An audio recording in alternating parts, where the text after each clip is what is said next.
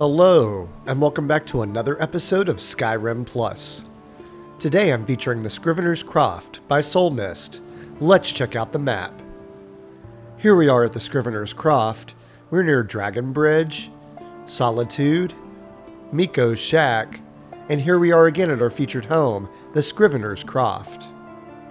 And here's a roadside view of our home. It's got some serious curb appeal. We're on the road that's right next to Dragon Bridge, so you have a convenient location if you need to head into town for something, or even to Solitude. Now that we know where the home's located, let's go check it out. I really like this stonework on the outside, especially the stone arch with the ivy. That speaks to me. You have an iron gate to help keep out some of the wolves and common riffraff. Check out the mountain flowers by the entryway. And here's a view of the home. It's handsome. As we go to the side of the home, you can see that you have a flower bed under the window that butterfly is visiting, and there's a planter underneath with 4 fertile soils that I've planted up with roses. And next to the home, you have a trellis covered in ivy. There are tons of different flowers back here that offer a nice pop of color. I like how you can see through the ivy-covered roof. And here's a statue of Debella. And there's a bench to sit and take all of this beautiful scenery in if you want to feel more one with nature. Soul Mist did a great job with this space. And check out this beautiful tree with the pink leaves. They're gently falling with the wind. And there's a statue of Mara. Whenever I see her, I think of the Live Another Life mod. And here's a bench to sit out and enjoy your yard. And where you see the yellow and the purple plants, those are 2 more fertile soils you can plant with whatever you want. So far, we've seen 6 soils. Now we'll head to the side of the home, where we have our horse stable. There's a little water for your horse, some hay, and here's a little spot for them to eat their fruits and vegetables and stay healthy. And they've got a nice view to stimulate their minds. And there's an exit to go outside if you want to. But we'll stay inside for now. Before we head inside, we'll head back out front and take one more look at the outside of the home. How scenic. Okay, now we're gonna head inside. To go inside, you can either pick the lock or you can get the key from this flower pot to the left of the front door. And now we're inside. Although this house has a small floor plan, the mod author really made the most of the space. First, we have a candlelit shrine of Akatosh and a place to kick off your boots at the end of the day. There's a weapons rack, your front door, there's key storage, there's a place for letters and notes, and if you like those dogs on that, that's from the mod Divide and Conquer. Now we'll enter our kitchen area, where we have a candlelit dining table. That looks super quaint. And this is a very interactive home. Let's see what happens when I go over to this shelf and activate these dishes. It placed a meal on the table for my family and me. Features like this make a home feel more immersive. And speaking of immersion, you can activate the bellows to turn on this fire. Pretty cool, right? And if you're ready to cook, go activate the cooking pot at the chair. I'd give that feature a chef's kiss.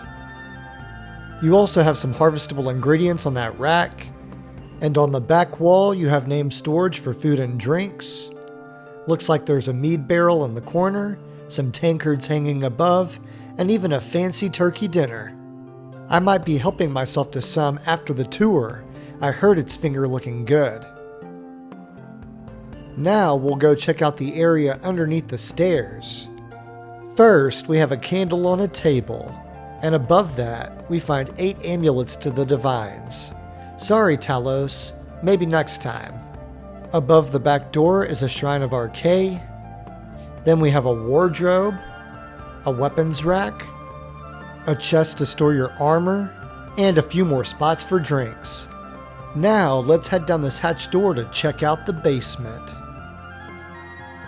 And now we're in the basement, which has a candelabra, a tanning rack, a chair, a grindstone, an anvil with a bucket of water, a smelter with ventilation, a workbench, and stores for smithing. And on that stool, you even have a mace that needs repair. That's pretty cool. There's the ladder to go back up, but there's more to see down here, so let's keep on going. To the left, you have another weapons rack to place a few more weapons. And then back this way, you have a cool custom banner, a bench, and then you've got this awesome bath area back here. What a great space to unwind after a long day. It looks like you have drinks, snacks, some lavender to keep you calm, and you can even sit on this bench too if you want. And it won't auto-strip you, which I appreciate. I'm not a big fan of having to go back into my inventory and trying to figure out what I had on to re-equip, so this is perfect for me. Now that we've seen the basement, let's head back up the ladder and see what the rest of the home has to offer. Now, we're back upstairs near the Amulets of the Divines display, and through this door, you have your alchemy lab, a shrine to Kinnereth, and some alchemy-themed artwork. And to the left, you have a spot to store your potions and poisons, as well as some harvestable gleam blossoms. And then there's a basket for your ingredients. And speaking of ingredients, here are some harvestable ingredients on this rack in the next room. There's some ivy on the windows, and to the left and middle of the room, you have another 6 fertile soils to plant whatever you want.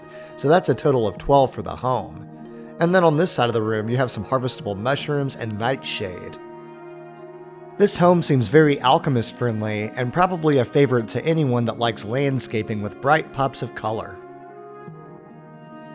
In our next room, you have several bookcases and some nice chairs to sit down and enjoy a good read. And here's a map of Skyrim and a place to display your Dragon Priest masks. Right across from that, you have spots to display Torig's Warhorn, the Dragon Claws, the Gwaldar Amulet and the Necromancer's Amulet, Patema's Skull and Pelagius's Hip Bone, the Ethereal Crown, the Paragons, Dawnbreaker, and above the door is a spot for the Mask of Clavicus Vile, so you can store a good amount of trophies in this room. And in the back corner of the room, you have another spot to craft. Here's a map of Solstheim, a Dwemer-themed globe, and name storage for scrolls. The window lighting reflects the time of day, and underneath the window is a custom arcane enchanter. There's a spot to display Azura's Star, you have name storage for soul gems, gemstones, a safe, and on this shelf is a shrine to Julianos. On the other side of the room, we have a custom staff enchanter. There's storage for heartstones, staves, and a strong box for some valuables. So far, we've seen all expected crafting stations and a staff enchanter for a bonus. Here's a closer look at the design of the reading area. And now that we've seen everything in the main level and the basement, we're going to head upstairs. As we head up the stairs, you can see that we have a mannequin. I've displayed Pullcharm Solas's Easthold Totemic set, which looks really cool. And here's a shield rack where I'm displaying Poseidon's shield from Legendary Alpha Shields 2. You should check out that mod if you haven't already. And then in the next room, we have the master bedroom. You can see that the room's divided. We'll check out the office space first, where you have some bookcases, storage for notes, a shrine to Zenithar, a weapon rack, a strongbox, and a desk and a chair. Next, we have some elegant candle lighting and some Skyrim-themed wall art. Here are a couple of wardrobes for your clothes, and there's a chest on top for additional storage. And then we have a wash basin, but it's not just any wash basin. It can change your appearance, so if you want a quick makeover, this house lets you change things up. Next, we have a chair, nightstand, and here's your large 4-poster bed, with a bedpan underneath in case you can't make it outside on time. There's another one of those custom banners, and then underneath this covering, you have a shrine of Dibella. That seems appropriate. Now that we've seen this space, we'll head back out to see the final few features. Straight ahead, you can see another one of those custom banners. And then here's a loft space. You have some fruit on the table in case you get hungry. There's a nice candlelit area to sit, and the lighting overall in this home has been really pleasant. There's the continuation of the vent for the smelter. And then to the left, you have a cot for a follower to use. The last room of the home is straight ahead, and it has some flexibility. Initially, it's offered as a follower's room.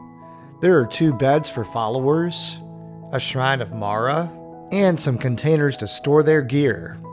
It looks nice, but let's say that you don't plan on having many followers and you'd rather use the space for your kids. Well, you can come over to this crate and activate it. When the chair goes on top, that means it's set up as a children's room. The children's room looks a little more lively. There are dolls, butterfly art, and a butterfly in a jar. There's a model ship. You still get the Shrine of Mara, but now you have wooden swords on the wall. And my favorite are the charcoal drawings. How cool! There's a drum on the floor, a training dummy for them to sharpen their skills. After all, they're the kids of the Dragonborn, so they have to be well-rounded. And here are more of those cool drawings. Okay, now that we've seen all of the rooms and the features of this home, it's time for final thoughts. The Scrivener's Croft is a small but feature-packed home that's convenient to Dragonbridge. It offers a bed for you and your spouse, a cot for a follower, and a flexible room which can either be used for 2 followers, or if you're a more family-oriented Dragonborn, a bedroom for 2 kids. There's a soaking tub, a complete smithing suite, a custom alchemy lab, a custom arcane enchanter and staff enchanter, and there are lots of activatable features, like the dining room table that you can set or clear, the fire you can start, the cooking pot you can place, and the change appearance washbasin. There are several shrines that are scattered throughout the home, and there's a display for the amulets of the divines. And speaking of displays, you have areas to show off several of the game's collectible items. Let's not forget about the lighting and artwork used to decorate the home, or that you have soils both inside of the home and outside of the home to grow whatever you want. My favorite aspect of the home is the outside, where you have one of the best landscaped homes around. You'd probably get some jealous neighbors from winning Yard of the Month every month. Aside from aesthetics, it provides a stable for your horses too. So if you're looking for a home that's attractive, interactive, and provides all expected features, the Scrivener's Croft might be the home for you. This concludes my feature of the Scrivener's Croft. If you enjoyed this content and want to see more, don't forget to like, comment, and subscribe. Click the bell icon if you want to be notified of when I post. And as always, thanks for watching. I'll catch you on the next episode.